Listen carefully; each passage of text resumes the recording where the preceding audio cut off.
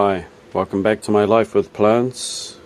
My name's Newman, and today we're going to have a talk about the orchids and how they're doing. So stay tuned. Alright, welcome back. We're going to have a talk about orchids in my small growing space. So I'll back up here. Here it is. This is the small area that I grow my orchids. I also grow them in trees.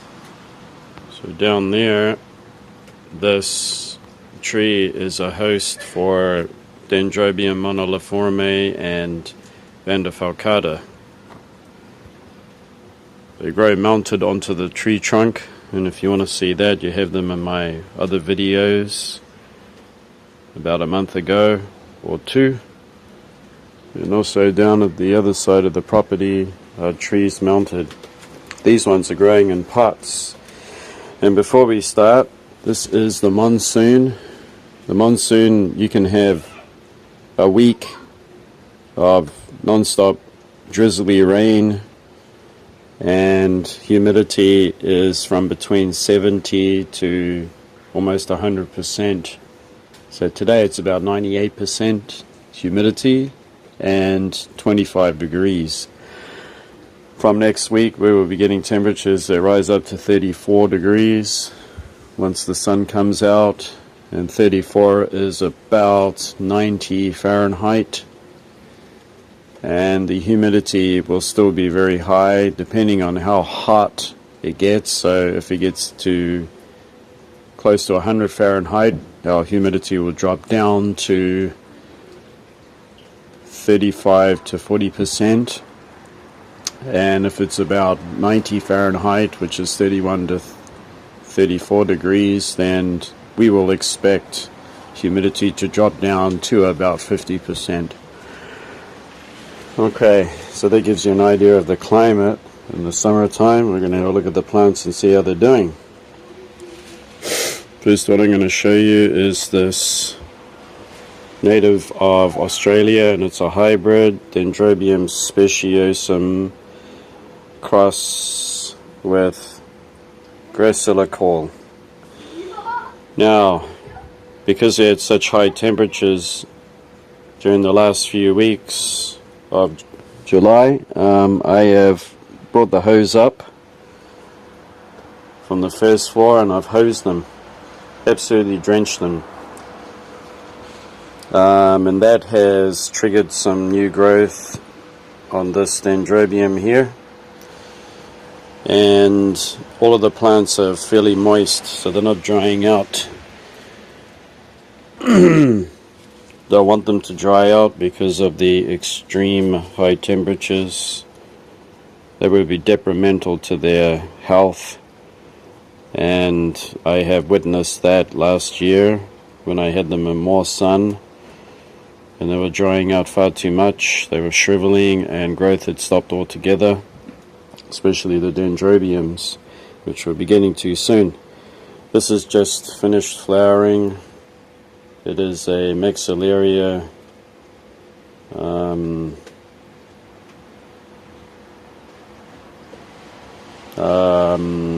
tenuifolia. Tenuifolia has new growth coming out. It has just spent its flowers, and I think it'll put its energy back into the growth now. This one is kept really moist, as you can see here. The growing medium doesn't dry out, it's in sphagnum. This is how I grow them now. I don't want them to dry out, not in these high temperatures. I've done that before and it didn't work one bit. Alright, let me get this one out. This is like a grass orchid here. Keep forgetting its name though. So two new growths there that they keep growing away, and that one is kept moist too. let's have a look at and see how this one is doing, which is Cattleya Beringiana. Beringiana has a new growth here. It's still pushing up. So far so good. It is once again kept moist. It doesn't dry out, not during these hot days. I did water last night,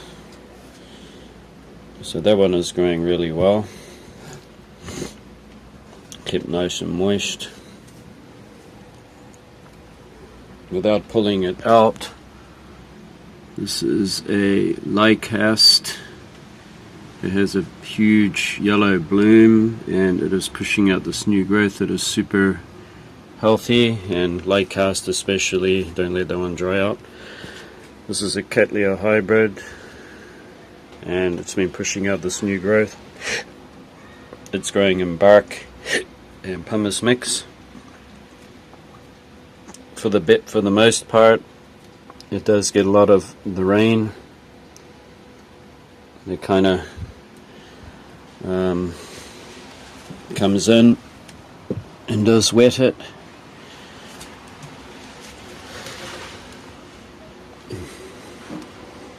Let's try to spin that around. It's really big. It is a big plant. And I got repotted in here during the winter. I'm just running my fingers over it to make sure that it doesn't have any pests or scales. So it's put a lot of its energy into here. Its fertilizer has dissolved totally, so it's probably sucked that right up and been using it. It does over here have a new growth that is right there, but that hasn't put it out yet, and it does have another. Now this particular one is a hybrid of some sort, and I don't have a name for it, but it has a big jumbo sized Cattleya flower, and it's yellow with a blue or purple labellum. I'll put a photo there once again. This one is a Laleo Cattleya Blue Heaven, and Blue Heaven has a typical Lalea anceps looking growth here. I mean, if you look at the way that the leaves grow out and they flop over, and the shape of the leaf and everything, it's got a lot of Lalea in it. And but when the flower opens, it's more of a Cattleya than a Lalea. It has characteristics of a Lalea because it is very hardy, as the grower told me. And we're going to actually pull that out because we're going to do a little look-see and maintenance.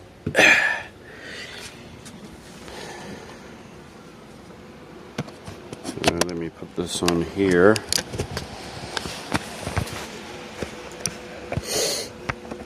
And I hope you can see what's going on here. If I just flip my camera around, look at that. I'm just going to pull out this Lalea here, put it down. Ooh.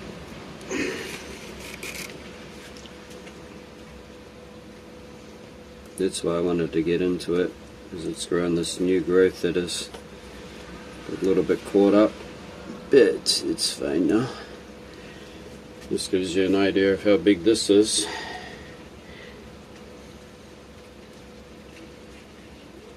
This year I've put it in more shade, so when the sun does come around, it actually gets on all the leaves through that 70% shade cloth.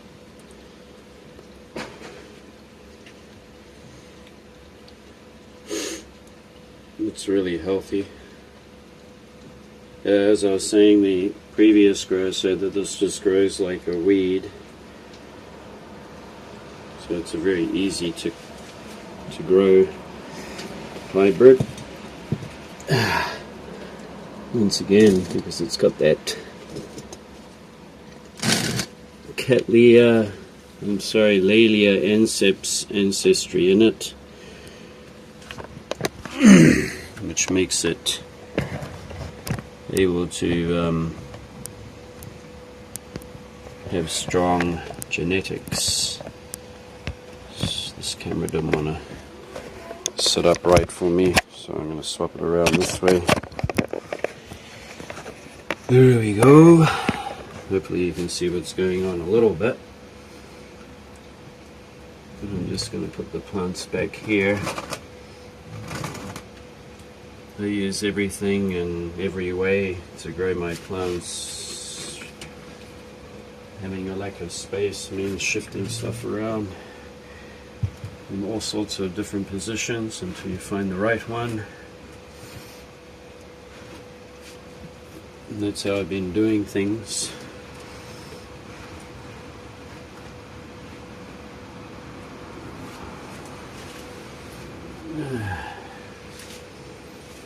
So I'm happy about this Beringiana. It's been doing really good. Putting out the nice new growth there. And the Beringiana has some kind of amazing root system. So I'm going to put it in the category of hardy. It is a hardy orchid for sure. If you're looking for something hardy and easy to grow, you should get yourself a Beringiana. Once again, I've been keeping my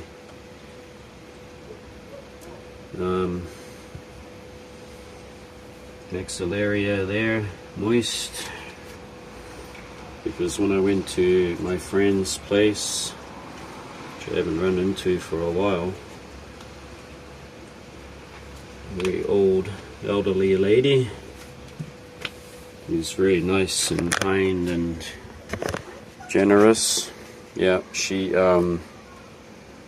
had her maxillarias growing in sphagnum moss in a terracotta shallow pots, and they were really, really moist.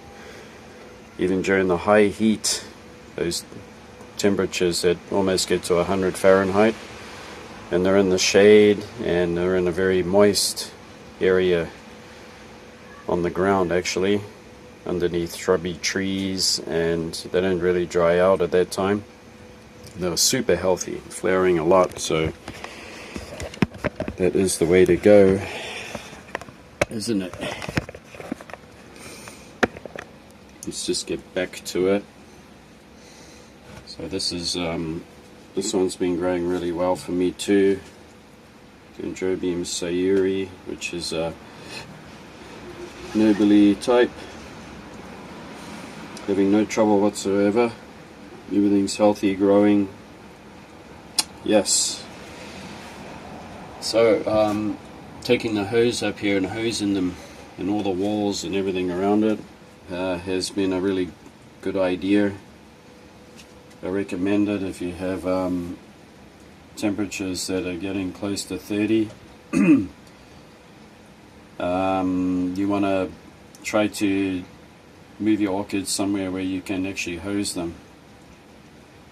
Hose them right down, like properly. It does make a difference to their overall health, and it really moistens up the whole growing media. It cools them down, not to mention it cools them right down. It brings the humidity right up. It's a good idea if you are just hand watering, and you're probably not going to do as good a job as if you use a hose on the shower and you just really soak them during the high heat, that is. Because what you're aiming at is you're aiming at keeping them cool. And I've been doing that late evening, just before 5 o'clock, 4 to 5 o'clock. It gives the leaves a chance to dry off, and it does the trick. When we get to cooler temperatures, they go under 20 degrees, it's back to using the mister, and that is just enough for them. And then once winter comes around, you're letting them rest, if it's dendrobium types, and depending on the orchid, which you got to research about. But so far so good. I'm happy with the results. You can see how much greener everything is, and the growth is much better. And we haven't reached August yet, so that's the biggest challenge, because we're going to have temperatures that get to 100 Fahrenheit, which is 37 to 38 degrees. And this year, as I mentioned before, I've been using this shade cloth that's 70 to 80. It's about that. And also that this area here, just this table here, will get direct sun that comes down on top, but the pots are still in the shade. So this is really shady. In actual fact, even during the most sunniest part of the day, it's very shady. The August sun will mean that the sun will drop in the sky, which even more sun will come through. So that'll be the hard part. I'm pretty sure with this 70 to 80% shade cloth, they will be fine. They might show a little stress, but we'll see what happens. Hopefully all is well. Okay, so we'll put this one back right there. I'm going to take this one out, which is a Epicatlia.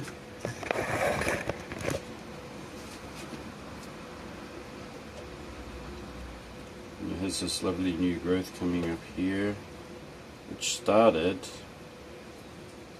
was on its way even at the time that I purchased it, which was during the early spring, which was 4 months ago. Just pulling out a couple of weeds. So this one is just like the others, this Epicatlia. Not letting it dry out. It has beautiful flowers on it that are a lot like a epidendrum, except that there's no fragrance. And it's Vera Higgins or something like that. So I haven't repotted it. It's still in the small size bark, small grade bark. All of these plants still get fertilizer, and it's very weak.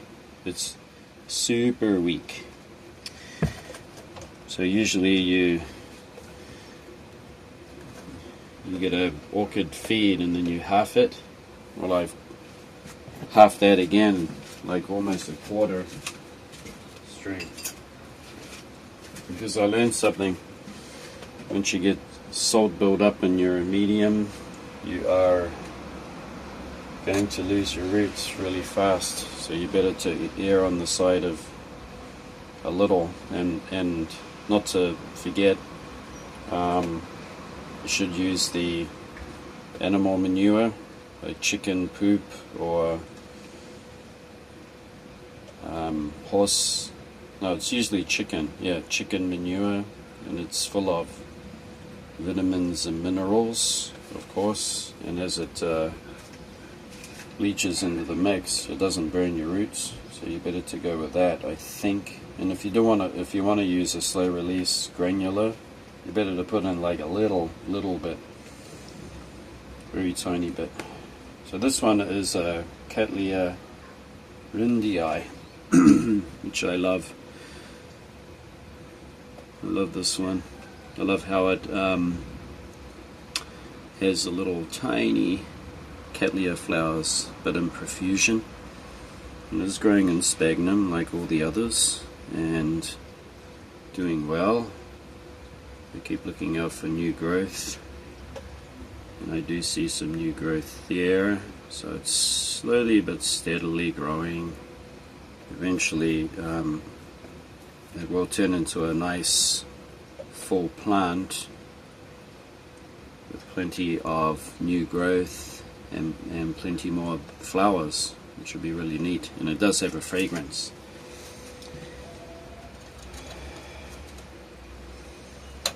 And next up, I'm doing much better, yay, is this Dendrobium pink, Picardii pink ducks. You can see the nice new growth there, and it has this growth which is still alive. It has a little growth coming off it, like a peduncle. Sorry, I mean a keiki. I think I'm going to cut these pieces off now, satisfied that they're not doing anything or that anyway. But I try to keep it on there to give the plant energy. I'm really happy that it's growing again now that it's shadier and moister. It's in terracotta, and I got that from my friend that she just has it outside, so it gets rained on. It gets absolutely rained on a lot. So there's all our Cattleyas out there too.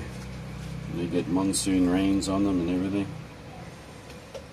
So she is just left with the hardiest of the hardiest.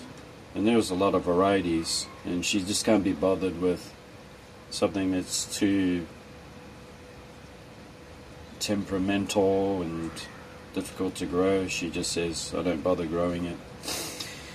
This is a Dyneema polybourbon, or it's in the Encyclia family, and it is coming away with a lot of new growth, so I'm really happy about that.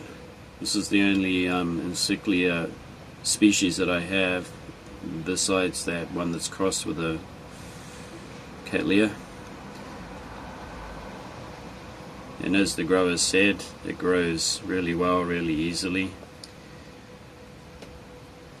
So you can see here that it's been just putting out a lot of new growth. You can see it.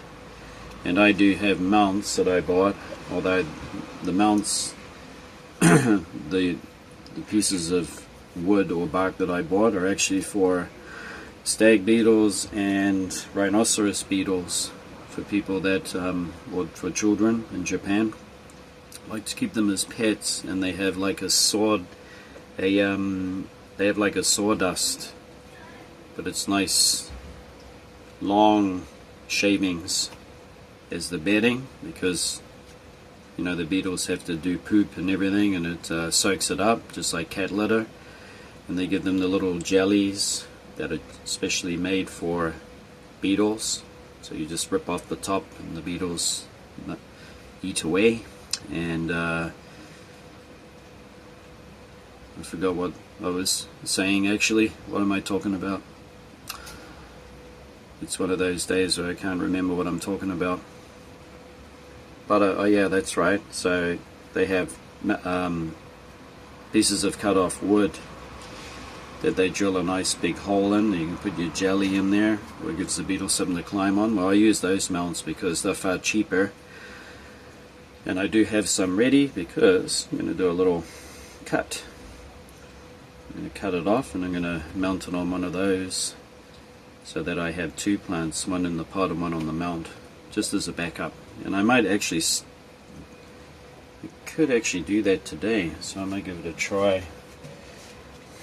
And I do have the nylon, so I can tie it on. Let's see. Bringing everything down slowly so I don't break it. So you can see here that this Dendrobium sweet candy nobile hybrid. Can you take a note of this sweet candy? Because I'm not kidding. Its name says everything. Usually Nobiles have like a you could call it a medium sweet fragrance. This has super sweet fragrance. I'm so happy with it. Now look at the new canes. They're almost, well, it's still growing. I think it could be the last leaf there. That you could more or less say that they're almost twice the size.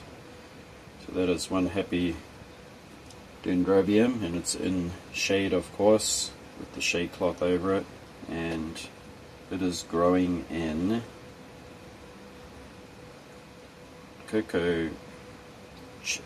coconut fiber. So I'm really happy with that. All that nice new growth. The next one is also one that's worth purchasing if you can get your hands on one, because it just depends if they are producing them or not.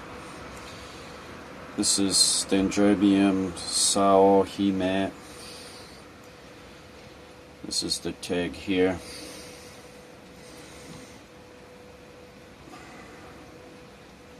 Now, Sao Hime is the most fragrant Dendrobium nobile type I have. Okay, don't mind the leaves here. We had a bit of an attack of fungus, but the leaves are just doing their thing. Their function is just to produce lots of energy and sugars and store them up in the cane, so it's okay. It happens. We must have had that day that we had over 105 Fahrenheit. Could have put a bit of stress on it, but never mind. The new growths are very big, nice. It benefited from that hosing that I gave it. And the medium is very moist. It's not drying out at all. Okay, here's one that you ought to keep moist and cool as possible and shady. You want this one to get too dry, and it is a Sigma Topalix. It also has another name that it is now called. It's fallen under another name. Radicans. You could call this a miniature Oncidium, because it has a tiny Oncidium-like flowers on sprays or inflorescences. And I learned this from watching a YouTuber, and I can't remember. It might have been Mr. Green from My Green Pets, who described this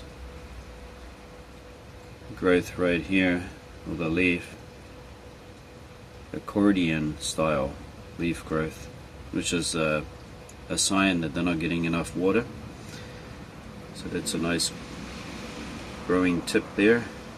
This one has a lot of aerial roots coming off, and it is nice and healthy. I'm happy about it. Last year I lost my Oncidium Sherry baby, and that was because I didn't have the shade cloth or anything, and then that hot August sun killed it, destroyed it. It was a shame. I learned by observing what happened to it. While we're here, I'm going to get rid of some. So that's an old bulb there, and we do have a new growth coming away there, and it should be producing a flower spike coming from inside the sheath there. Should be coming up, and this is Miltonia Gudule Moya, Golden Wonder. Now this one is a very hardy, very easy to grow Miltonia if you want one. Easy. There are other ones that are also easy, and still a small plant at the moment, but it'll grow maybe twice this size, so it's kind of medium sized. And I grow it out here, and I have got one indoors that's called Purple Biwa. Purple Loquat. Biwa means loquat. Okay. Something really neat is this Dendrobium lodogicii, and it has put out all this growth here. This growth was actually on the way. They were very small nubbins, and since I've had it, it's been growing and growing, and it's all luscious and green, so I'm really happy about it, because my other one is pathetic. That one got a beating. I learned something: when you do get high temperatures, every evening you should bring out that hose and hose them. They really benefit from it. And unfortunately that might mean that being water that's from the tap,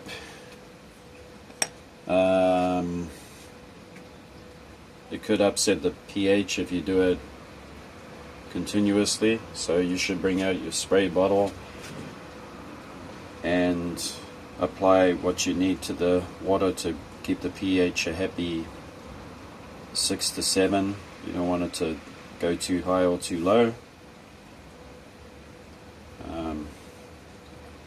But this has been doing really, really well, and I'm happy about it, because I'm going to have a nice amount of flowers, beautiful lodogicii flowers,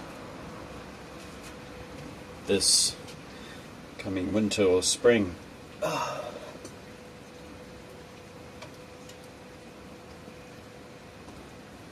What else can I show you? There's one that's still in the pot. It's a Epidendrum porpax variety alba. It's been doing really nicely. I'm waiting for it to crawl out of the pot, and this one will also be cut and mounted on a small mount.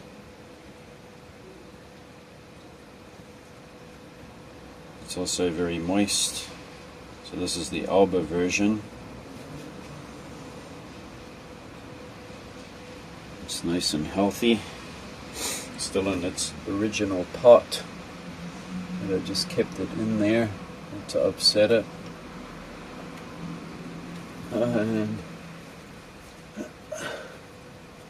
I'm just going to hook this down.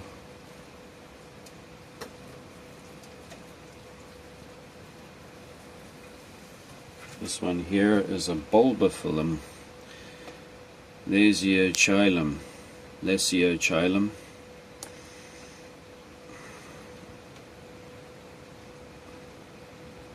and not sure about where it grows. It'll grow somewhere in Asia, maybe Thailand or Vietnam, around those areas. It could be even more widespread, and it is growing in a nice moss, bit of a scent with. And it's growing really nicely, really well, and it wants to crawl out. Once it does produce 3 or 4 bulbs, I would just snip that off and mount it, but I won't touch the plant in the pot. So I have 2 plants growing in 2 different ways. And that's what I want to do. I just want to observe and see all the differences and all the advantages, etc., with growing them. two different ways. Next one I'm going to show you is something that'll give you a shock. So this is what's left of my loaded GCO from last year, and with time and patience it will make a comeback. It's trying to grow. It's been putting out some growth here, and it's very difficult for it because it's being cooked. You can feel here that that is on its way out, and this one has come off and died, and that's just because it got it just got too much direct sun, and the sun is my biggest fear here because it does cook things without shade. So whatever's left of it, I would just let it be. Try not to play around with it, and we'll see how it can, or if it can, grow back. And if it can't, I do have the backup plant. That one was one I learnt a lot from. This is a native of Japan. Not only Japan, but it's also found in China. And this is Bulbophyllum japonicum. So there's tiny little small bulbs with a singular fleshy leaf. It's starting to grow here. And why did I mount it? When I got a plant of this last year, and it was in a pot of moss, I didn't like it one bit, but on the mount it does. So it's kind of sensitive to high temperatures, and if it does get high, it should be put into shade, have a fan blowing, and don't let it dry out. Don't let it be soaking wet either. But being on a mount, as soon as it's watered, it gets 100% oxygen flow, so it's happy. So that is a native, and it does have a beautiful little tiny inflorescence, just like a bulbophyllum.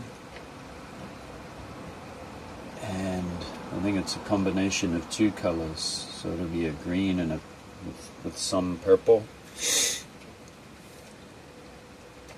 What else can I show you? Cattleya Iricolor X-Sib. Don't know what the sib is, but you can see here that it has its new growth coming away here. As far as I know, it is a happy plant, and I have looked inside it and seen that it has nice roots too. It is moist, of course. You can see a nice new growth coming right out of there, and this is Dendrobium kingianum. Some people say kingianum, but is it really pronounced like that? Up here is a it's growing really well. Little Toshie Solial. Little Toshie Solial. Mini Cattleya. And it has this nice new growth there. And you can see one peeking around right there and one right there.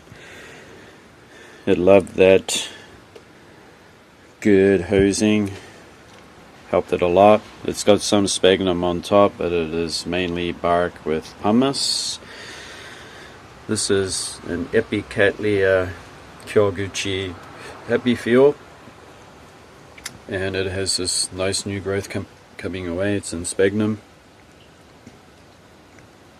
in the terracotta.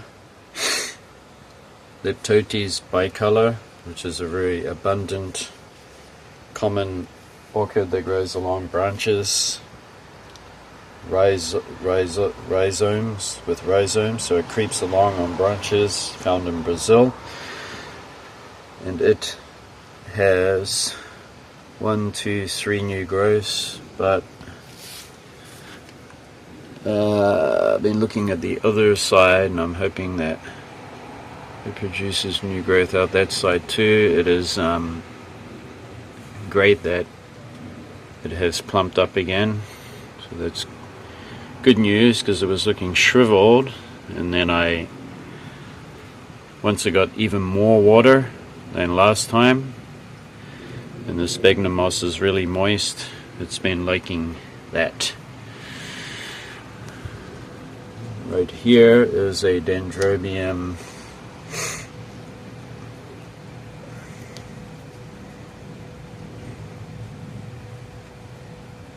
linguiforme, or Dockerilla. Those very thick, succulent, furrowed, longitudinal grooves on round leaves that you could mistaken as a succulent. It's very unusual, these Dockerillas, which is an adaptation to dry. So being the tropics of Queensland, they get downpours and then they can just have a lot of dry heat. They can linger on for 1 to 2 or even 3 days, and then they'll get another big torrential downpour. So it kind of happens like that. So it's an adaptation. But it has long sprays of beautiful white dendrobium fragrant flowers. Looking forward to that. That's why it's on the mount.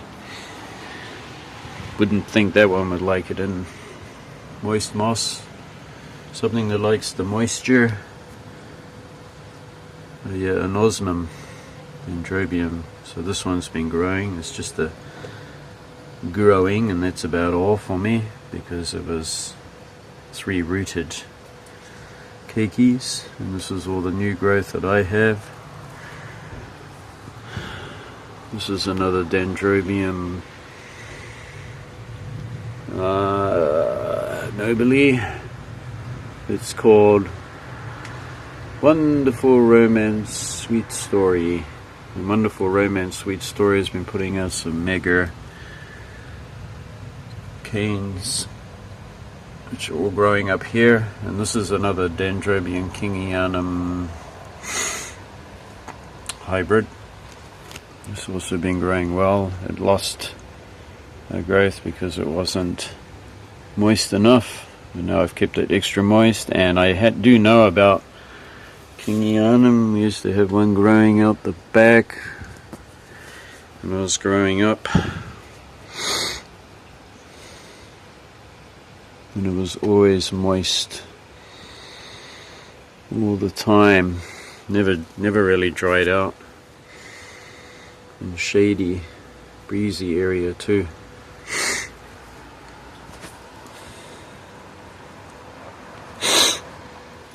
I gotta actually get it out because I can't really see how it's doing.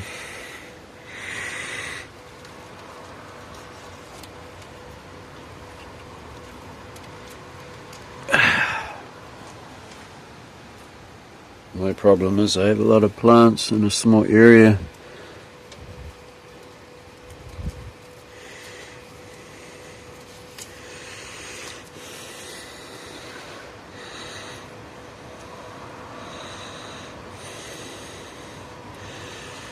Who knows why it was so reasonable. It was very cheap for a full-grown plant. Sometimes you just gotta suspect that it's a hybrid that's not very vigorous at growth, or not a very good grower, and it could seem like it to me. There's no reason why it shouldn't grow well, but it is showing signs that it's not. It's probably why they're selling it so cheap, to get rid of. This is a biffinaria. It's got lovely new growth there. And this is my very large cattleya here. Mini cattleya that's got branches coming out everywhere, every direction. Kind of this size. So it's doing super well, super healthy. I'm going to take out that Kingianum hybrid thing. That I suspect that it's just weak. It's not a very strong plant. So I had these 3 new growths on it that I've aborted.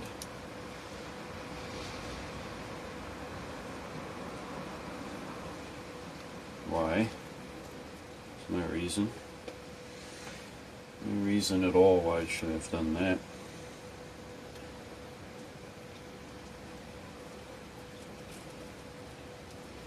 It's actually rotting a little bit.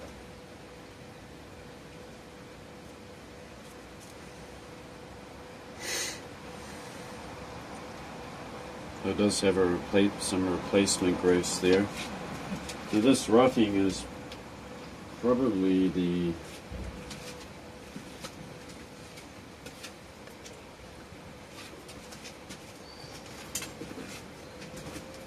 two things.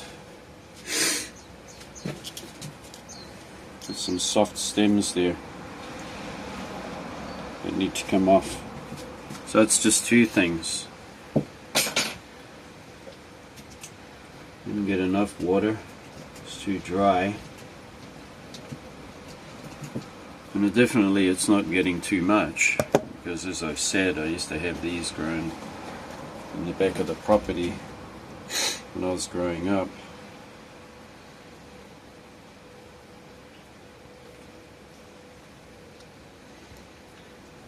Could be just no reason at all. Just doesn't want to hold on to them. But the good news is that I see new growth coming away. I don't know if you can see it. Just get this around like that. You can see green there. But there's one like right inside there. Right there you can see something green.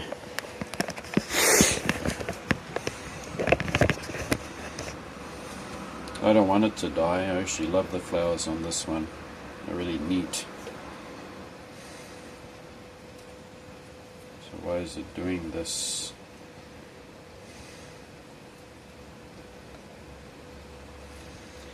Why, oh why? That one's kind of dying too. Oh no.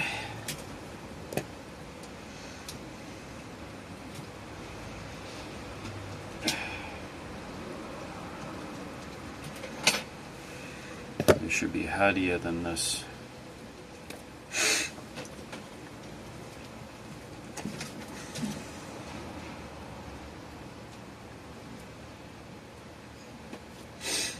Okay. Let's just check these ones. They are all firm. Oh, that growth there is fine. Okay, so you don't like where you are. What's the problem? That one's also mushy. Gosh.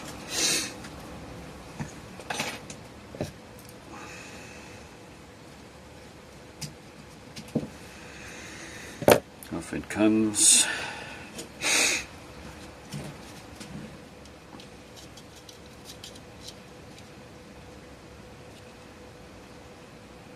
So the remaining stems are fine.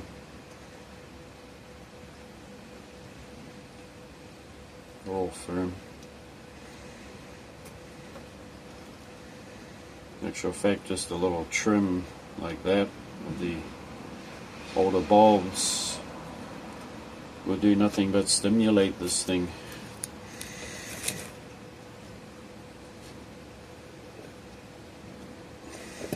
So it should show its true self, which is its hardiness. And I'm going to move it, I think, just for a while and see if it likes it over here. So we'll keep it in a different area for now.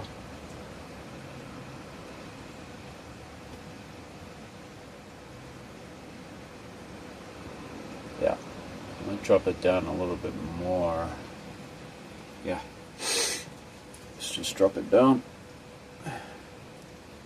I was looking at this and I thought, I just took it out of a hanger. Why is it there too? And I just realized that was the one for the light cast. Because I moved it because that light cast is just going to get a enormous bulb on it. You can get up to the size of almost a tennis ball. And if it does, it's going to be a major problem. Trying to find somewhere to grow it. That is. Okay. Now I might be able to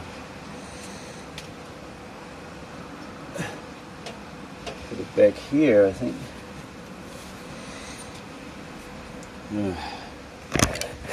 Let you guys see what I'm doing, but because I don't have anyone to use my camera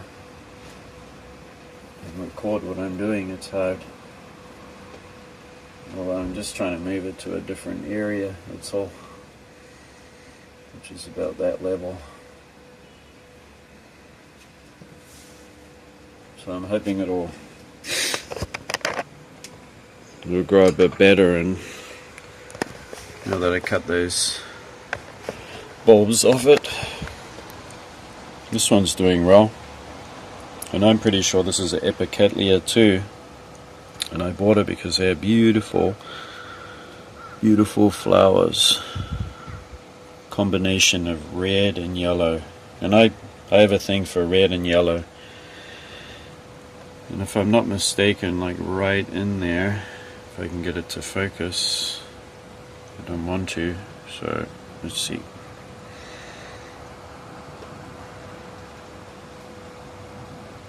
You can see it now. That might be the beginnings of a, well, it is the beginnings of a flower, because it's just a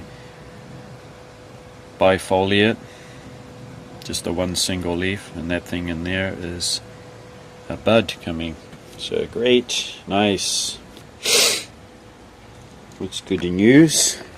And I better move this Dendrobium back because it's getting wet leaves. I mean, don't all orchids get wet leaves? And normally, of course they do.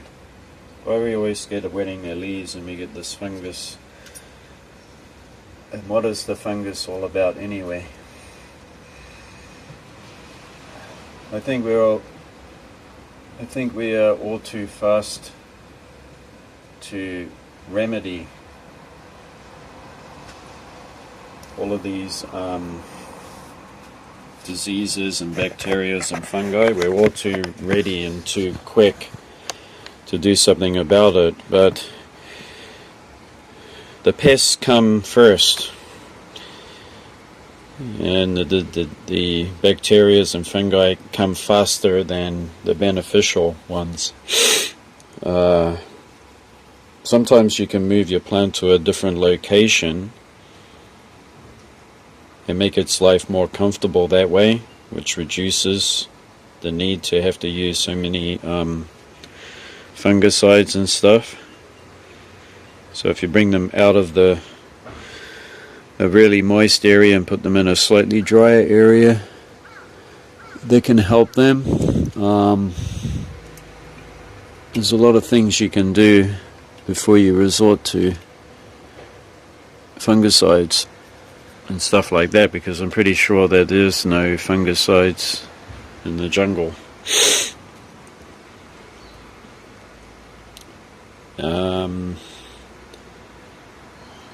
Also, it is a fact that when your plants get moisture during late at night, it's harder for them to dry off. So that just all goes back to the fact that in Asia, in South America, they have drier winters, right? So that's the cooler part of the year. But during the monsoon season or the rainy season, they get a lot more, and they do drop a lot of leaves and discard them and get all of this business. And I think dendrobiums are designed by nature the way that they are, because I think that they get such a lot of rain. The leaves they have to be discarded because they're so beaten and worn, and they get fungus and they get bacterias, and they try to put in store as much as they can into the fat, juicy stems, which are like mega long pseudo bulbs. And I think they just grow like that by nature's design, and that's why they don't keep their leaves so much. But something that holds onto its leaves and doesn't discard them for years, like cattleyas, you know that they do get rain, but they dry off pretty quick because they have a lot more sunny days, or a lot more sunlight, as opposed to Asia, which can be overcast, I think, a lot more than where the cattleyas come from, and they get more rain and more mist and stuff like that. And I think that's why they're designed the way they are. Okay, so I hope you enjoyed this update, this chit chat, and it helps you out with your orchids. And if you have any questions, or maybe there's something that I missed and you really need to know, and leave me a message, and I'll try to answer the best that I can for you. And before I leave, don't forget that looking after your orchids, or looking after any plants, is not a chore, it's part of your self-care. Because the reason why I keep saying this is because, well, if you do anything that puts you outside of yourself, so that you're not thinking about your just well-being all the time, it's good to put some care and dedication into something else and get yourself from the introverted position or state of mind, and then turn it into something that's loving and nurturing, such as looking after plants or pets, and then it just makes you feel great. Yeah, that's all I want to say. Thanks for watching, and we'll see you back for more videos. Maybe we're going to do an update down there on that particular tree with all those mounted orchids on it, and we'll have an update on that and see how they're going. And not to mention and not to forget that it'll include all the nibbles and the bits eaten out of them, and the pests and what they put up with. Everything will be included. Okay, we'll see you next time. Thanks for watching. Bye bye. I forgot to mention that I have this little, I'm not sure what's going on with this light here.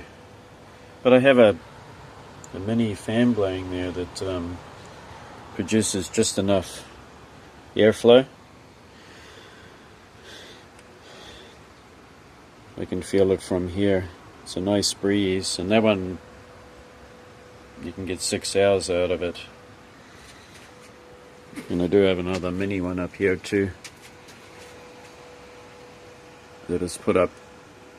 It's hard to see, but it's just hanging on this hook, and it blows into all these orchids in there too to give it a little bit more oxygen airflow. Forgot to mention that. Anyway, thanks for watching again, and we'll see you